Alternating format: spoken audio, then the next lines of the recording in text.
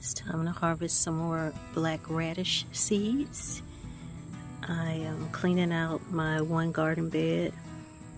Lettuce is done. It was bolting. I was gonna wait until I got some seeds, but I have so many big lettuce seeds that I'm not gonna worry about that. I'm about to plant some more. Let's go over to the bed. No, this is Brussels sprouts. I'm actually eating all the greens. Me and my neighbor let the crop grow back up, and we've just been coming out picking greens, and man, are they delicious.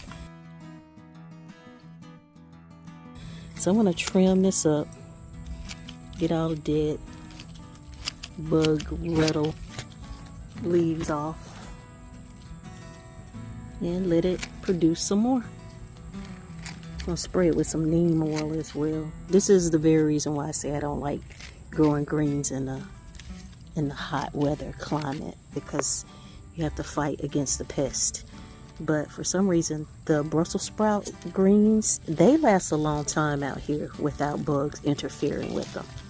I just haven't been out here and picked these in a long time. And look what we got going over here. Some lemon balm mint. Now I'm gonna let it go and go, do its thing. So I've already cleaned the garden bed out. Tossed the dirt around a little bit. Let's put down the seeds. Came out here to check on my potatoes. These are my sweet potatoes. Still looking awesome. Potatoes. And I have them in a new grow bag. And let me just show you something about this grow bag.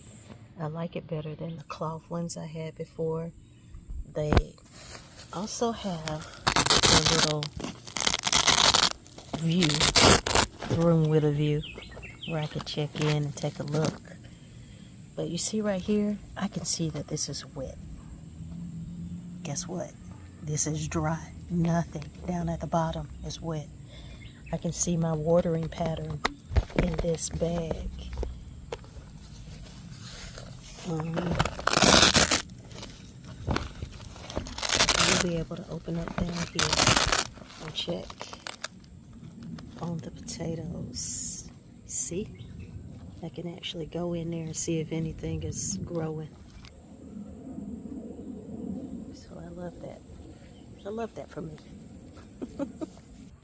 There seems to be a little hope for this. I had almost given up, but I have more blooms coming, and they look like they are making it where they're not falling off now.